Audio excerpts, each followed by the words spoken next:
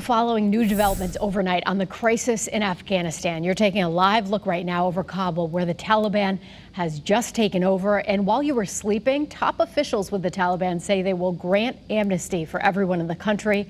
And they're also urging everyone to go back to work and for women to join the government.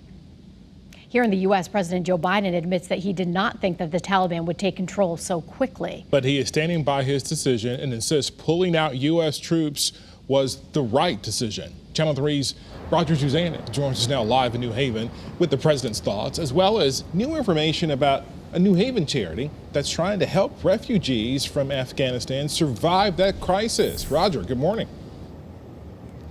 Good morning, Wendell. Good morning, Caitlin. And you know, while the president as well as members of Congress continue to spar about what went wrong in Afghanistan back in Washington, D.C., a charity right here in New Haven is operating frantically out of this small building, trying to save innocent Afghans who are still stuck in that country.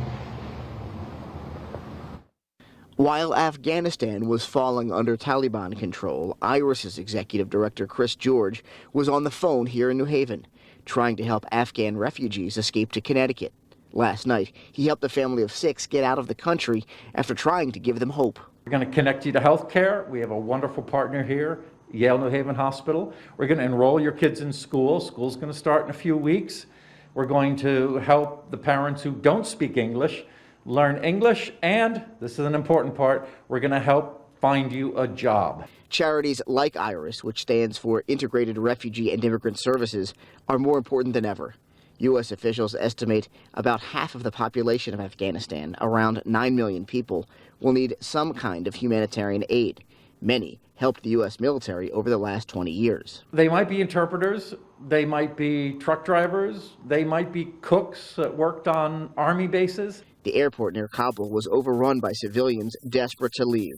Some tried to climb aboard the outside of this military transport as it was taking off. At least 7 people died in the chaos. But despite the horror, President Biden says pulling the military out was the correct decision. American troops cannot and should not be fighting in a war and dying in a war that Afghan forces are not willing to fight for themselves. And IRIS officials say they will be very, very busy for at least the next few months. Executive Director Chris George estimates that they will help relocate around 100 refugees just by the end of this year. Reporting live in New Haven this morning, I'm Roger Suzanne, Channel 3 Eyewitness News.